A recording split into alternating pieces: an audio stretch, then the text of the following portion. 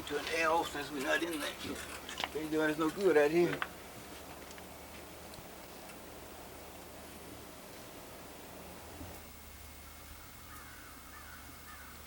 Good afternoon. It's February the 25th, the year 2000.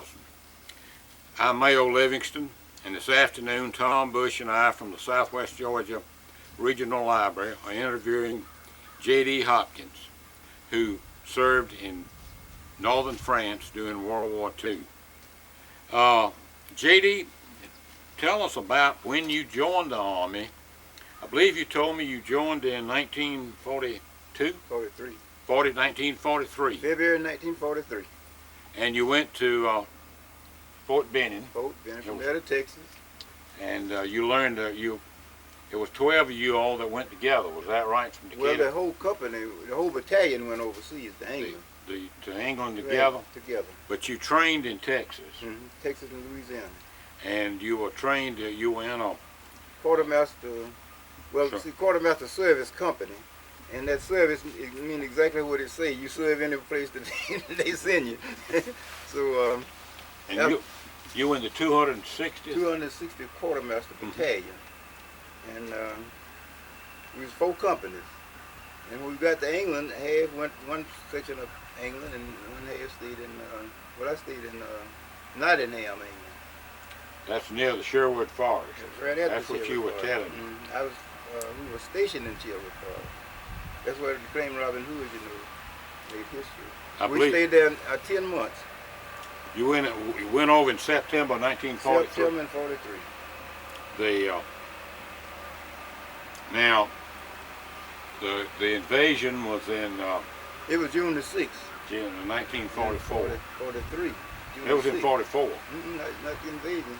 Oh, you went over... No, the invasion was in 44. I went D-Day. D-Day, that's 43. Okay, but I believe it was 43. I think it was 44. I just saw Saving Private Ryan again on my VCR, so it was June. It might have been. It was 44. Now, because you told me the other day, you just a year behind. That's all right. That's no problem. Because you went in, they had landed. And you said that the 777th Field Artillery. That's after the war had gone. That's right. Mm-hmm. That was after that. But they bombed St. Louis. Mm-hmm. And that was an all-black artillery unit. Black artillery, 777. Mm-hmm. And you all waited for the breakout. Well, we got off D-Day plus about 20, I guess. Yeah. So we was on that convoy ships going across the English Channel. And they dropped the... paratroopers June the 6th in 44. You're right, that was 44. And we was waiting out there in the channel for about a week to unload. Because they was throwing hell out there on the shipwrecks and places like that. And when we did land, well, it took them about 3 or 4 weeks to advance. And then when they started advancing, we started moving up. See, the quartermaster's duty is to handle supplies, food, clothing, gasoline, ammunition and all that. And as they would advance, then you have to take this stuff to the, near the front as possible. And we've been as close to the front of that fence out there several times. And I believe it was about October in 44 when they started that run, through France. Yeah. I think it was 44. I knew it was 44. And then we formed this 514 Quartermaster. We joined it because they just shoot one place to the other, and we would go some serve with the engineers, some serve with the infantry, just anything. But they was trying to end the war, and that's when I joined this Red Ball Express. And you were on the Red Ball Express. Red Ball Express. Well, now tell us about the Red Ball. A lot of folks don't know what the Red Ball Express was. Well, it was just a lot of trucks hauling supplies. That's what it was about. And as they would advance, we had to get the stuff near the line as possible. Ammunition, food, gasoline, clothes, everything that the soldiers needed, we had to supply them. You picked that up at Cherbourg, on the Channel Poets. Right, Cherbourg, Le Havre, and it's another one I can't think of it now. Reims. Now you went through Reims. Reims is not on the cover. You told me you went through Reims. Went through Reims. And now y'all followed, they had the line cleared for you. Yeah, we I mean, they were following the infantry and they had a red ball on your truck, on the front of your truck. Red Ball Express. Now, were you supplying mostly General Patton's troops? Whatever. See, I was in General Patton's Army, 3rd Army. Oh, okay. You were assigned to the 3rd Army. 3rd Army. And then as they would advance, we'd take the supplies to them. We was St. Louis, that's why we was hesitating for about 3 weeks. Because they was in and out. They had such stronghold that the Germans did, because they'd run them out as fast as they come in. And I think they ran the 1st Army out, the 2nd, and somebody else. But anyway, they sent over and got the 777 Field Artillery Battalion, and they came in with that artillery, 205 millimeters, 75 millimeters. 205? Yeah, 205. That's a giant one. And then they started blasting St. Louis, and they shot everything down. There wasn't anything standing. And then we had to wait till the bulldozers clear a strip where we could go through with the trucks. We were still, you know, just beginning the power supply, and this went on through then. I don't remember all the towns and things that we went through.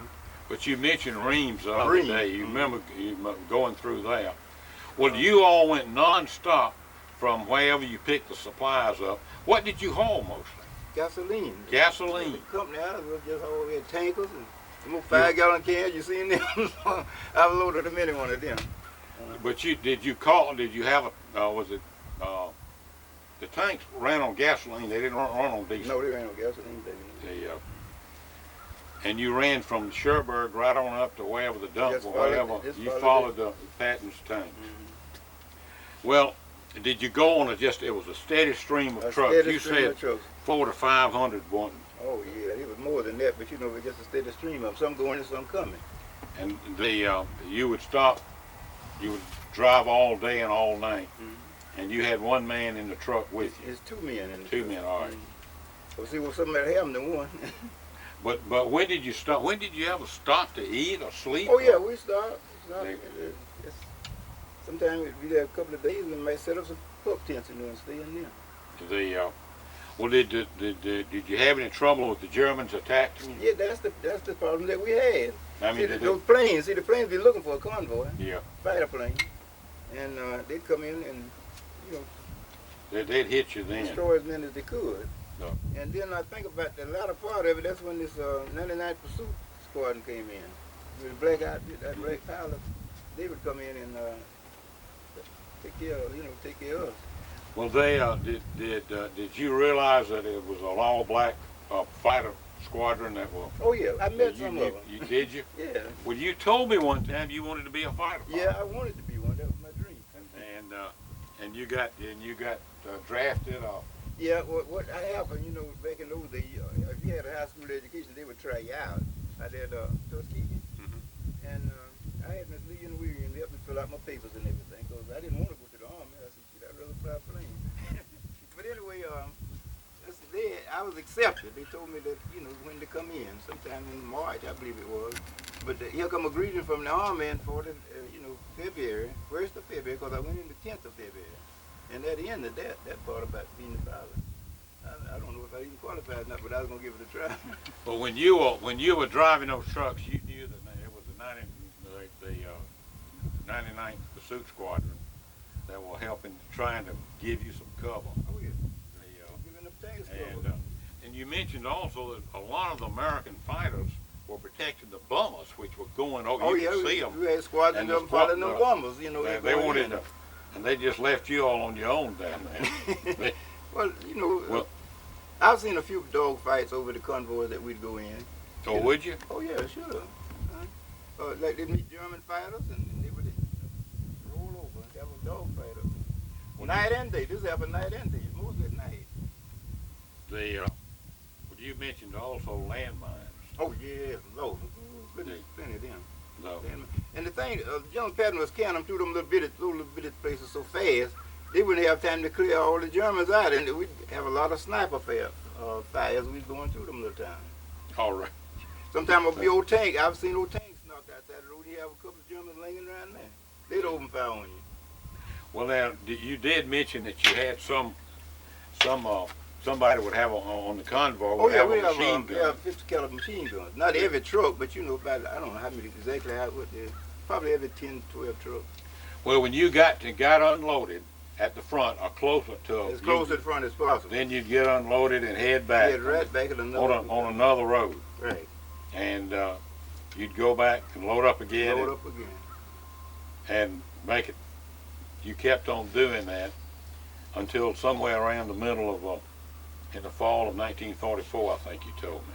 Well, and I remember December 1944, Christmas Day, Hitler said that he's going to eat dinner in Paris. They done run him out of Paris. And he built up a bigger fence and started back, said that he's going to eat dinner in Paris, but it didn't work. That's the Battle of the Bulge. Yeah, they kept him on the run, and we were supplying him. Well, you were, at that time though, you said that you had, they had stopped the Red Ball Express as such because Patton had gotten so far ahead. Yeah, after they got so close, into Germany, we went as far as, I believe it was, what is the little place name in Germany?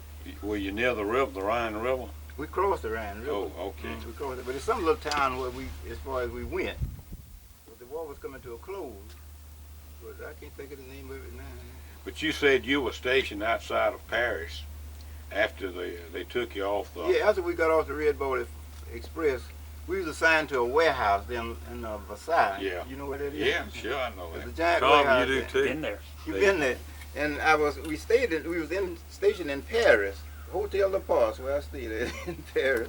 Not very far from Pigalle. They called it Pigalle, the soldiers did. Been there too. Been there too. And You two guys. on my days off, man, we were just two. We run us old French, what do you call it, thing, Citroen or something. Yeah, Centurion. Yeah, Citroen. Is that the car? Yeah, Citron. We take that thing and ride. Give a friend a couple cigarette carton of cigarette. He'd let you have it for a day. And we'd ride all over Paris. Well, this must have been a big, tremendous warehouse out there. It was a giant warehouse. I forgot the name of it, but we did guard duty around there. And low trucks would come in, we dispatched them out. Just like they were doing us with the gas and stuff that we was hauling. Well, but they still had to get supplies up to the front. But they were still hauling. They hadn't opened up the railroads or anything like that. They hadn't broke the Red Ball Express completely up. Oh, okay. It wasn't broke completely up, so we just, after they sort of had them on the run, it didn't take as many of us, to supply them. Well, tell me a little bit, and you mentioned, I think it was in England, that the English people asked why the Americans had two armies. Yeah, some folks might be of interest to that. This September in 1943 when we landed over there.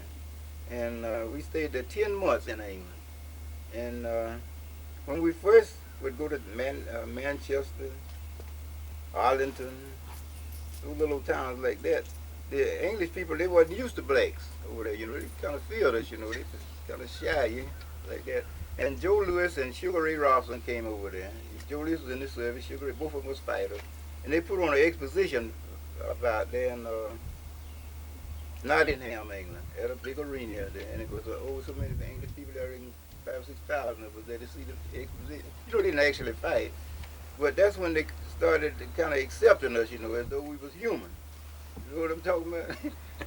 Yeah. They act like they was afraid of us.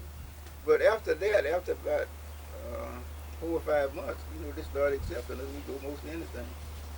Go to most any of the clubs and things like that. They call them a pub, I believe. Pub. You know about it. Uh-huh, yeah. Serve all that beer in them tankers and all that. Well, didn't they ask you why America had... Oh, yeah, I had a French whack. She was in the... A French whack? Whack. And she had why did America have two armies? And I thought she was talking about second, third, and all like that. I tried to explain. She said, "No, I'm not talking about that." She said, "White," and then I understood what she was talking about. The white army and the black army. Yeah, I said, "We segregated. That's what the word is, segregated." I said, "We don't fight together. We fight together, but we don't associate together. We separate. We lived in different quarters." And that was as plain as I could make it. Well, I think that was... Well, were you and you told me you were in Paris when the war ended. And the lights came on. That's right. That was in May. I don't remember the date. It was in May. But I was on guard duty when it happened. And a little French girl was riding a bicycle, and she stopped and told me, "Look, guerre finie." I didn't know what she was talking about. I meant the war was over. And I said, "Okay, good," And about an hour after that, the airplane started writing victory in there. Victory. I said, "It must be something." Then the sirens went on. I said, "It must be over." And the sergeant came around and said, "Give me your weapons." I said, "It's all over." I said, "Well, I'm proud of that." And anyway, that night, the lights came on. That's when I realized how pretty Paris was. Because it had been blackout for the whole time that we were over there, from the time we were in England to France. It was blackout at night. And they have no light. And then you can see the beauty of Paris. You've been there, you know what I'm talking about. Yeah, the City of Lights, that's what they call it. It was beautiful. And it came on that night, and that's the first time. That's when they started celebrating. That went on for about a week. The celebration. Well, did you join in the celebration? I mean, did they let you sure. guys? You know I was going to be in I must have been about 20 then. Yeah, that would be about right, J.D. Now, that's been a long time ago. But you sure remember it. And I'm 76 years old. Well, did you come home then? Did you No, I stayed there until we left about the 15th of December, I believe we left. And I'll tell you another thing we ran into. As long as we'd been over there, white soldiers would come over there, hadn't been over there 6 months, and they would send them back because they didn't need that much help. You know what I'm talking about? And it kept you over there. We were still over there. And finally, they got a ship came in, and we went to, what is it? Reims, I believe it was Reims, France. We went there to catch the ship, and they loaded it with white soldiers, brought them back to the States. And we had a black major that was in our company. We had just a few black officers. And he stood up for us. He said, now the next ship come in there, said, we're going to sink. Are you ready in the port if they don't let y'all go home? But we've been over there about 3 years. Finally, the ship came in, and the white soldiers was on it, going home. And he asked for the captain of the ship, or somebody, you know, whatever, I don't know about the Navy to him, to make those men unload, you know, because we were supposed to catch it. And boy, they raised hell, they was cussing coming down, we was cussing going up. But we caught the ship. It took us 14 days. It took me over on Queen Mary, one of the fastest ones they had back at that time. We went over in 5 days. And they put us on a freighter coming back, and it took us exactly 14 days to come the same distance back to New York. And we got about 3 or 4 days out in the Atlantic coming home. Queen Mary passed us. It moved about 3 times, was gone. About 3 days before we got to New York, it made it going back at another load. He could make the trip that fast. We still jumping up on that freighter. Well, we were safe during the war with that because it could outrun any Oh submarines. yeah, it was the fastest thing I think. Queen Mary was at that time. We had 3 smokestacks. Well, how did your trucks get over? And did y'all leave them over there, or did they bring them? Do you have any idea? We didn't worry about them. They brought them. But they have been there when you were there. Yeah, we didn't worry about how the trucks would get there. Well, you told me the other day, and Tom, what size truck did you drive? 6x6. Do you know what he's saying? I mean, You know what a 6x6 is? Is it like a 1.5 deuce or a 5 ton? It's about 5 tons. A 5 ton? It had a double set of wheels Okay, back then. yeah, it's probably We a call it 5 ton. Was it- 6x6. All of them pulled. all All of them pulled. on the front too. Front wheels. What kind of mileage could you get? I mean, Oh Lord, I reckon about maybe 10, 15 miles per gallon. But we had plenty of gas. We was hauling gas. We had plenty of gas. Well, when you a lot of guys that we've talked to, when they were in Europe, they figured the war was over there, but they were going to have to head for Japan. That's exactly right.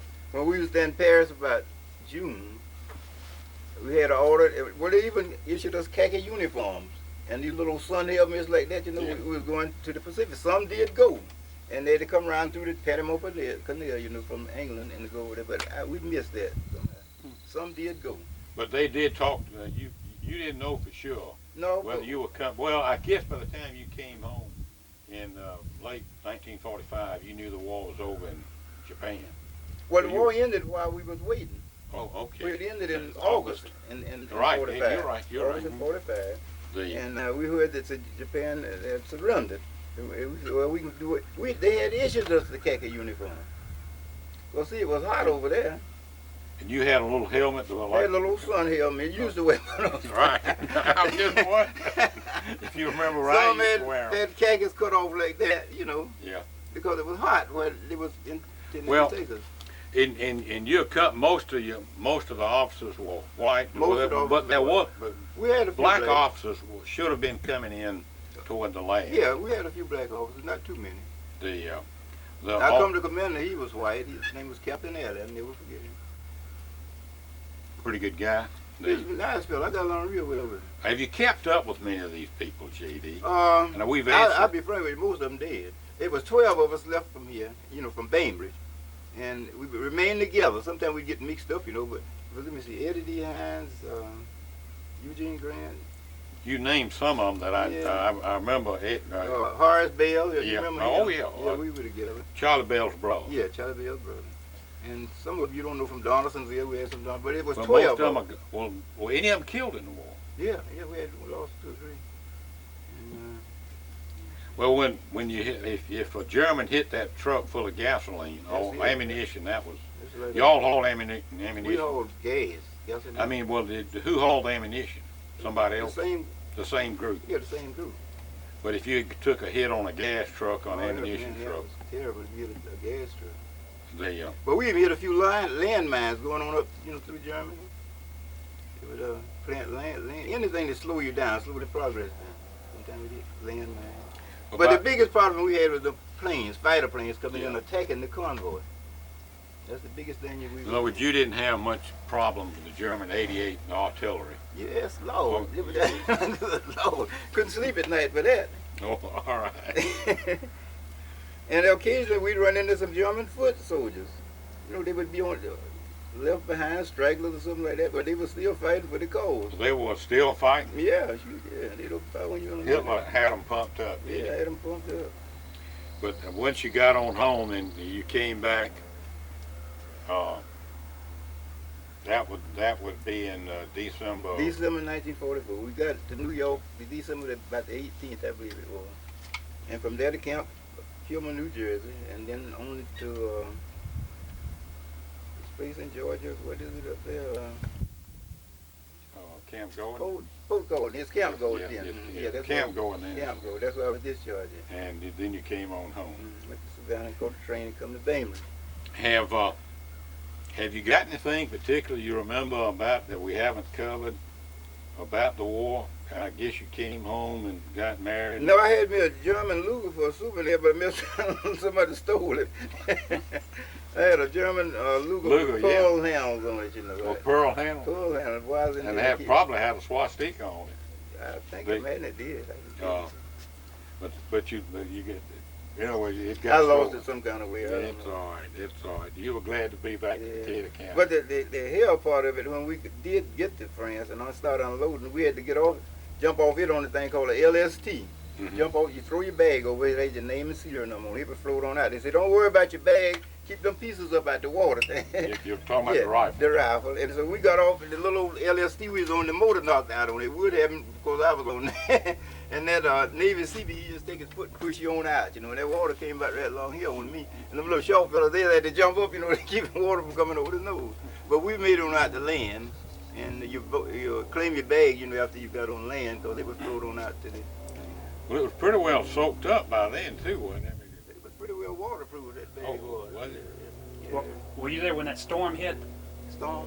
They had a big storm that destroyed the Mulberry, the Falls port. That part was another section of where we were. We was in southern France. See, he came in at Cherbourg, which was south of them. But when you got on in and you came on in, and the trucks came in and you all got organized, but you had to wait until they cleared St. Lo, didn't you? Yeah, that had about 3 or 4 weeks before they cleared St. Lo. But it was heavily fortified around there. But I guess it was. How did back then you didn't have forklifts to load a truck? Oh, yes, they did. Oh, did you? Oh, yeah, they had forklifts. Yeah, but you don't. That would load the bombs. They're what? Bombs. Oh. See, they had bombs in a case, I don't know what size bomb they were, but they were bombs, and that forklift would load that on the truck. And you load your gas like that too? Well, we had the dispensers where we got the gas. They were a giant tank, that biggest meal. They're like, see what that like going out to it. Oh, the big tankers. Yeah, big tankers like that. And they would come in on ships, and then the trucks would bring it on up there, and they'd put it in big tankers, and that's where we would get it from, them tankers, big tanks like. And they would fill up your gas cans. No, heck, we had to fill up them gas cans. Oh, you had to do it. We had to do it, them gas cans. But we had some tankers too, just like gas trucks around here. Well, JD, this has been great. How are we doing? We're doing fine. Good. Yeah. This has been absolutely wonderful, and we appreciate you sharing these thoughts with us. And on behalf of the library, this will be part of our history, and we appreciate you. Glad to be a part of it. But I'm telling you just like it is. You know, it's been a long time, but I can't remember all of it in You detail. did pretty good. You